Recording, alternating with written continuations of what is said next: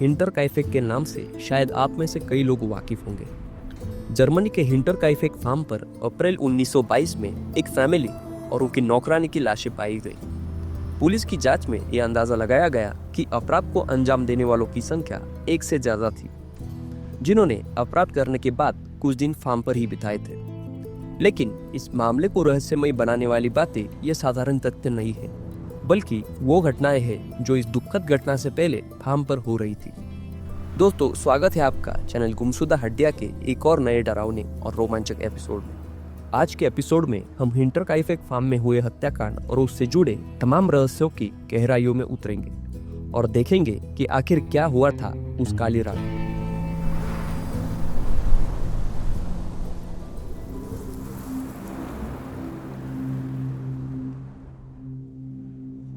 हिंटरकाइफेक farm को 1863 में बनाया गया था, जो इन हत्याओं से लगभग 50 साल पहले की बात है। 19वीं सदी के अंत तक ग्रूबर परिवार, जिसमें एंड्रियास, उनकी पत्नी काजिलिया और उनकी बेटी विक्टोरिया इस प्रॉपर्टी पर रहने लगे थे। कुछ सालों बाद परिवार बड़ा होता गया, जब ग्रूबर दंपति के 2 पोते पोतियां जोसेफ और काजिलिया उनके साथ रहने आए। नवंबर 1920 तक इस परिवार ने एक नौकरानी ग्रेंजेज रिगर को भी काम पर रख लिया था। हालांकि वो 20वीं सदी के जर्मनी के एक साधारण परिवार की तरह लगते थे, लेकिन वहां के लोगों में ये बात मशहूर थी कि ग्रूबर परिवार काफी अजीब था। असल में पड़ोसियों के बीच उनकी इज्जत नहीं थी, जिसकी वजह थी उनका अजीब और विवादास्पद बर्ताव जो उन्होंने इतने सालों में दिखाया था। ये सब दिसंबर 1914 में शुरू हुआ, जब विक्टोरिया के पति Karl Gabriel First World War के दौरान फ्रांस में एक बमबारी में मारे गए थे।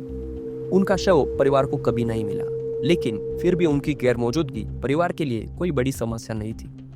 1915 तक परिवार के मुखिया एंड्रियास और उनकी विधवा बेटी विक्टोरिया, जो उस समय लगभग 30 साल की थी, उन पर शारीरिक संबंधों का आरोप लगाया गया।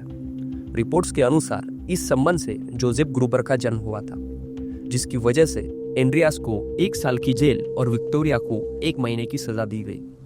इन घटनाओं के बाद परिवार और भी ज्यादा अकेला रहने वाला हो गया। सिर्फ विक्टोरिया और उनकी बड़ी बेटी काजिलिया ही कभी कभी शहर में नजर आते थे। नवंबर 1921 में उनकी नौकरानी ग्रेंजेज रिगर ने एंड्रियास को यह बताते हुए काम छोड़ा कि उनका घर प्रेत बाधित है। ग्रेंजेज के अनुसार हर रोज लगभग आधी रात को अटारी से अजीब आवाजें सुनाई देती थी। पुराने जमाने में छत के ऊपर सामान रखने के लिए अटारी का इस्तेमाल करते थे। फार्म को छोड़ने से पहले एंड्रियास ने इन आवाजों की खुद जांच करने का फैसला किया। हालांकि उन्हें कुछ भी अजीब नहीं मिला, पर यह कहानी पड़ोसियों के बीच आग की तरह फैल गई, जिन्होंने उन्हें मदद की पेशकश की। लेकिन एंड्रियास ने इसे मना कर दिया और ये मामला कभी लोकल पुलिस को नहीं बताया गया। बाद में छोटी काजिलिया की एक दोस्त ने बताया कि काजिलिया ने उससे कहा था कि उसकी माँ विक्टोरिया एक पारिवारिक झगड़े के बाद रात को अचानक फार्म से भाग गई थी, जिसके बाद विक्टोरिया को कई घंटों बाद पास के जंगल में, जो कि डायनो के जंगल के नाम से मशहूर था, वहां ढूंढा गया। इस घटना ने यह इशारा दिया कि उस प्रॉपर्टी पर कुछ अजीब हो रहा था। नौकरानी के काम छोड़ने के बाद भी घर के मालिक एंड्रियास उसकी कही गई बातों को लेकर संदेहपूर्ण बने रहे।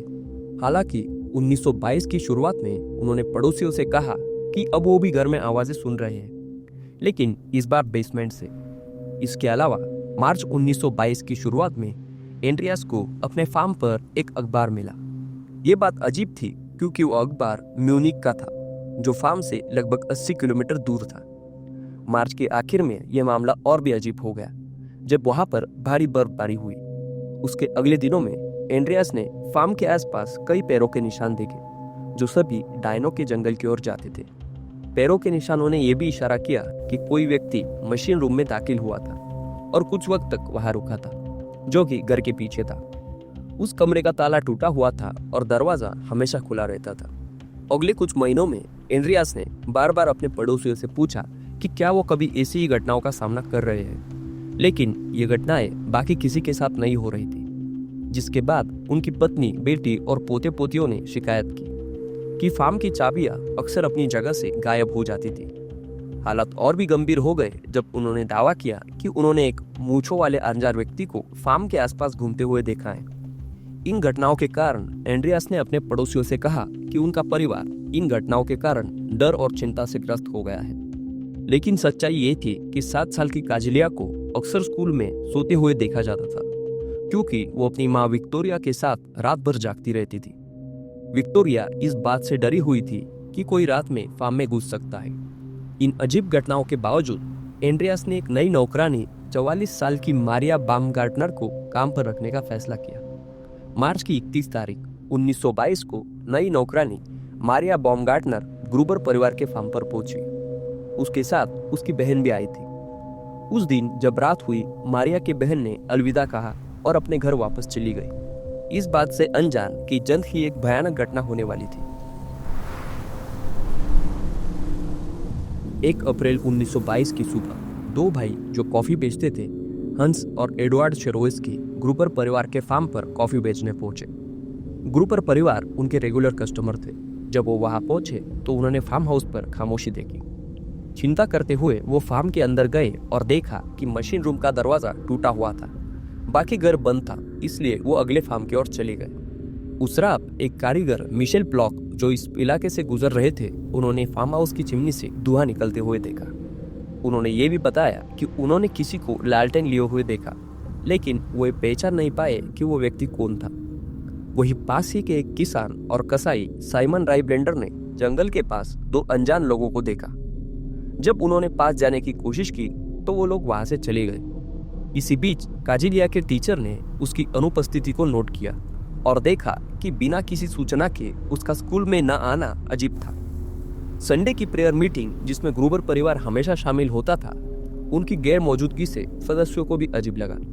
3 अप्रैल को वहां के डाकिये ने देखा कि शनिवार का डाक अब भी उठाया नहीं गया था, लेकिन उसने वहां जांच करना जरूरी नहीं समझा। अगले दिन अल्बर्ट होफनर, जो मशीन रूम में एक मोटर की मरम्मत के लिए बुलाए गए थे, फार्म पर पहुंचे। वहां पहुंचने पर उन्होंने देखा कि परिवार का कोई भी मेंबर मौजूद नहीं था, लेकिन उन्होंने अपना काम जारी रखा। अल्बर्ट ने देखा कि उनका कुत्ता अस्तबल में बंद था, लेकिन उन्होंने इसकी जांच करने की कोई कोशिश नहीं की। उस दिन उन्होंने फार्म पर 4 घंटे बिताए। जब वो वापस जाने लगे तो उन्होंने देखा कि अस्तबल का दरवाजा खुला था और कुत्ता बाहर बंधा हुआ था।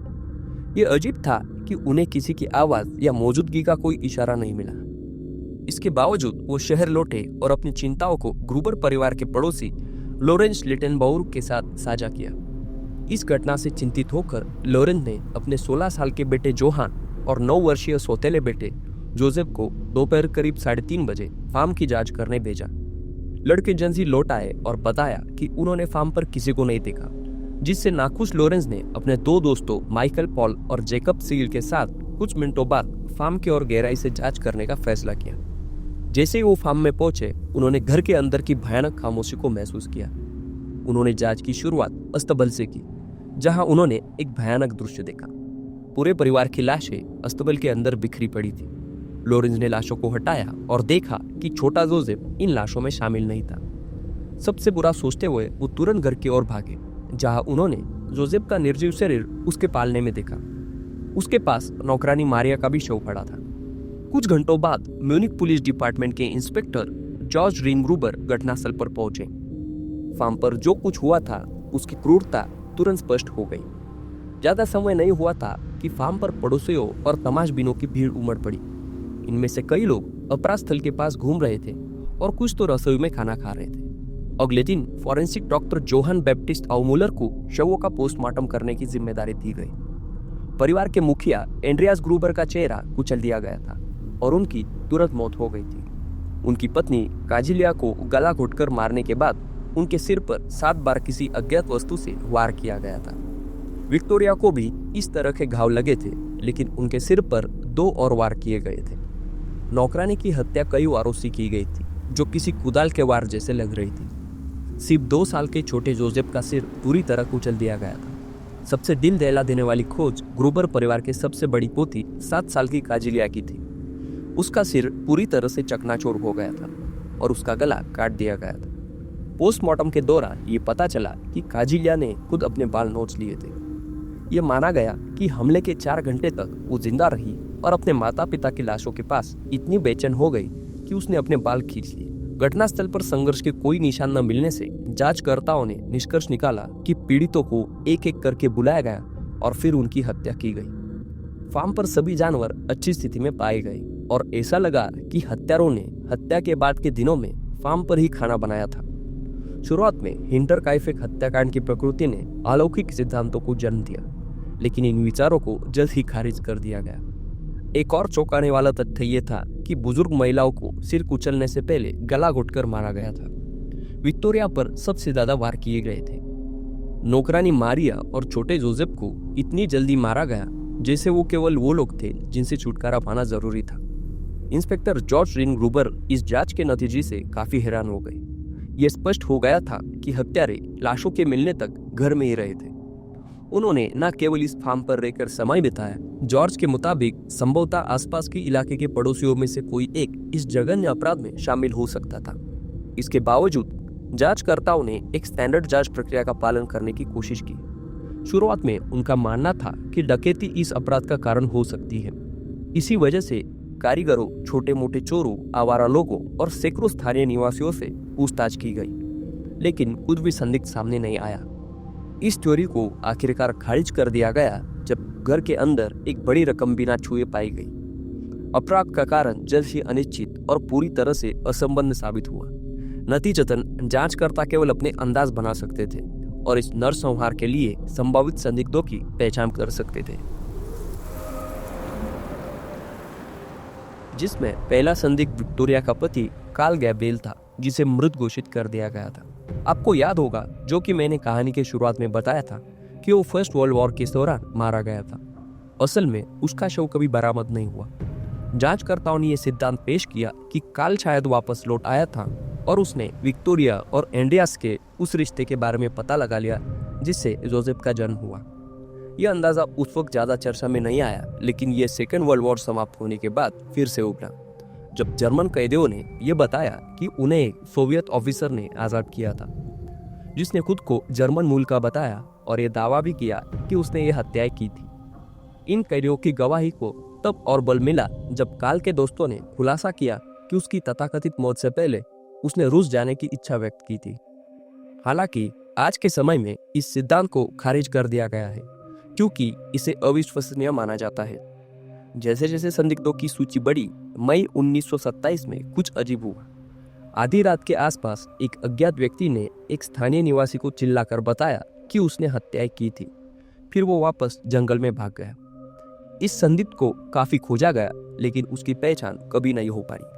नतीजतन जांचकर्ताओं ने लॉरेंस लिटेनबाउर पर शक करना शुरू किया, जिसने शवों की खोज की थी। लॉरेंस की कहानी दिलचस्प थी। 1918 के आसपास उसने अपनी पत्नी को खो दिया था और ऐसी अफवाहें थी कि वो विक्टोरिया ग्रूबर के साथ रोमांटिक रिलेशनशिप में था। लॉरेंस पर तब शक गहराया जब उसके दोस्तों ने बताया कि शवों की खोज करते ही वो तुरंत घर के अंदर भागा, जबकि उस समय तक दरवाजे बंद थे। पूछताछ के दौरान लॉरेंस ने जोसेफ की स्थिति को लेकर चिंता व्यक्त की। ऐसा माना जाता था कि जोसेफ विक्टोरिया और लॉरेंस के रिश्ते का परिणाम हो सकता था। लॉरेंस पर शक तब और बढ़ गया जब रिपोर्ट्स आई कि उसने मामले के ऐसे वर्णनों का उल्लेख किया है जो ना तो अखबारों में था और न ही पुलिस ने पब्लिक किए थे। स्थिति और भी अजीब हो गई जब 1923 में फार्म हाउस को तोड़ दिया गया। उस दौरान नए सबूत मिले, जिनमें घास के ढेर के बीच एक पॉकेट नाइफ और घर की अटारी में एक कुदाल शामिल थी। मामले की फाइलों के अनुसार हंस यबलेगर नामक एक गवाह ने दावा किया कि उसने लॉरेंस को घर की खंडहरों पर घूमते हुए देखा था। जब इस बारे में लॉरेंस से सवाल किया गया तो उसने जवाब दिया कि वो सिर्फ जांच कर रहा था और सुझाव दिया कि अपराधी ने शवों को इसलिए नहीं दफनाया क्योंकि हत्या के समय जमीन बर्फ से ढकी हुई थी। यह बात जांचकर्ताओं का ध्यान खींचती थी, क्योंकि इससे इशारा मिलता था कि लॉरेंस को हत्याकांड के समय जमीन की स्थिति की डिटेल जानकारी थी। एक जांच के अनुसार हत्या से ठीक पहले विक्टोरिया ने लॉरेंस से संपर्क किया था और जोसेफ की देखभाल में मदद मांगी थी। लॉरेंस का निधन 1941 में हो गया, लेकिन इससे पहले उसने उन लोगों पर मानहानि के मुकदमे जीतकर काफी पैसा कमाया जिन्होंने उसे हिंटरकाइफेक हत्यारा कहा था। उनकी मृत्यु के बाद नए संदिग्ध सामने आए। क्रेजेंशिया मेयर के अनुसार उनके दो भाई एडोल्फ और एंटोन गम ने कथित तौर पर हत्याओं की बात कबूली थी। हालांकि उस समय तक एडोल्फ की मृत्यु हो चुकी थी। एंटोन को हिरासत में लिया गया और आरोप लगाया गया, लेकिन सबूतों की कमी के कारण उन्हें रिहा कर दिया गया। पुलिस की एक और प्रमुख गवाह इस परिवार की पुरानी नौकरानी क्रेंजेस रिगर थी। उन्होंने दावा किया कि 2 पुराने खेत मजदूर जो वहां पर काम करते थे, एंटोन और कार्ल बिचलर, इसमें शामिल हो सकते थे। क्रेंजेस रिगर ने यह भी खुलासा किया कि एक और पुराना कर्मचारी जॉर्ज सीगल, जिसने दूसरे लोगों के साथ मिलकर परिवार की हत्या करने और उनकी प्रॉपर्टी चुराने की साजिश रची हो सकती है। नवंबर 1920 में जॉर्ज पर कथित तौर पर संपत्ति लूटने का आरोप लगा था, लेकिन उसने इन आरोपों से इनकार किया। क्रेंजेस ने यह भी सुझाव दिया कि जोसेफ थालर इस अपराध में शामिल हो सकता है। उन्होंने बताया कि जोसेफ अक्सर उनके पास आकर ग्रुपर परिवार के बारे में सवाल पूछता था, जिनका जवाब देने से वो बचती थी। 1971 में पुलिस को थेरेस टी नाम की एक महिला द्वारा लिखे गए लेटर तक पहुंच मिली। ये लेटर एक घटना का वर्णन करता है जो कथित तौर पर तब हुई जब वो 12 साल की थी।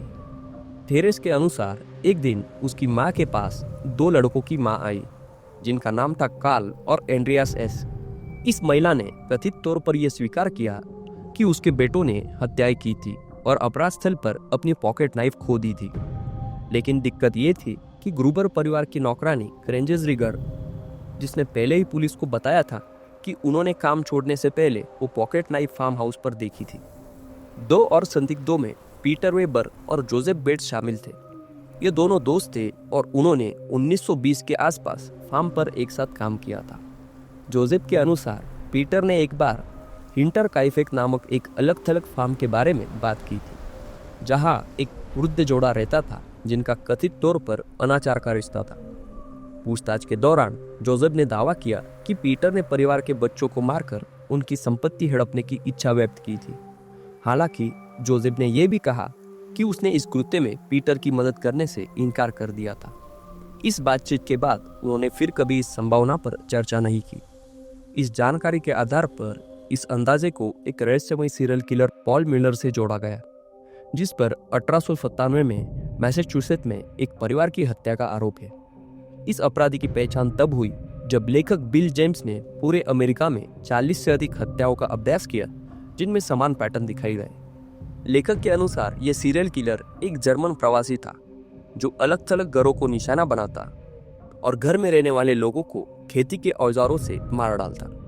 बिल का मानना है कि पॉल म्यूलर हिंटरकाइफेक की हत्याओं के लिए जिम्मेदार हो सकता है और संभव है कि उसने अमेरिका जाने से पहले अपने देश में अपने अपराधों की शुरुआत की हो। हालांकि इस अंदाजे को कोई समर्थन नहीं मिला, क्योंकि ऐसे अपराधी के अस्तित्व के समर्थन में ठोस सबूतों की कमी है। सालों से हिंटरकाइफेक हत्याकांड के मामले में 100 से ज्यादा लोगों के नाम सामने आए, लेकिन कई लोग मानते हैं कि लॉरेंस लिटेनबाउर मुख्य और सबसे संभावित संदिग्ध बने रहे। जैसा कि पहले उल्लेख किया गया था, लॉरेंस ने अपनी मृत्यु तक अपनी बेगुनाही बनाए रखी। यह मामला 1955 में ऑफिशियली बंद कर दिया गया, लेकिन 2007 में यह फिर से चर्चा में आया, जब जर्मनी के फ्रिस्टनफेल्ब्रुक पुलिस एकेडमी के 15 कैडेट्स इस मामले को फिर से जांच करने लगे। आधुनिक तकनीकों का उपयोग करते हुए उन्होंने कथित तौर पर अपराध के लिए एक संदिग्ध की पहचान की। हालांकि उनके वंशजों के प्रति सम्मान के कारण संदिग्ध का नाम गोपनीय रखा गया। गौर करने वाली बात यह है कि इस जांच में खुलासा हुआ कि उस समय की पुलिस ने सबूतों को बहुत ही सावधानीपूर्वक दर्ज किया और अध्ययन किया था। हालांकि जांचकर्ताओं ने इस बात की आलोचना की कि अपराध स्थल से फिंगरप्रिंट नहीं जुटाए गए थे, एक तकनीक जो उस समय मौजूद थी लेकिन इस मामले में अजीब तरह से लागू नहीं की गई। यह मामला अब 100 साल से भी ज्यादा पुराना हो चुका है और इसे कभी सुलझा पाना लगभग असंभव लगता है। फिर भी यह जर्मन पुलिस विभाग द्वारा अध्ययन किया जाता रहा, जो ठंडे मामलों की समीक्षा के लिए प्रतिबद्ध है। रिकॉर्ड्स बताते हैं कि 1999 में एक गवाह पुलिस के पास आया, जिसने दावा किया कि उनके पूर्व मकान मालिक ने 1935 के आसपास हिंटरकाइफेक हत्याकांड के अपराधियों से मिलने की बात कबूल की थी। हालांकि पुलिस ने इस गवाही को आगे नहीं बढ़ाया, क्योंकि इस कहानी में शामिल सभी लोग पहले ही मर चुके थे। इस प्रकार जहां तक हम जानते हैं, हिंटरकाइफेक का हत्यारा एक अनसुलझा रहस्य बना हुआ है, एक ऐसा मामला जिसमें 6 लोगों की निर्दयता से जान ले ली गई और न्याय की कोई किरण अब तक नहीं दिखी। आपको कहानी कैसी लगी, कमेंट्स में जरूर बताएं।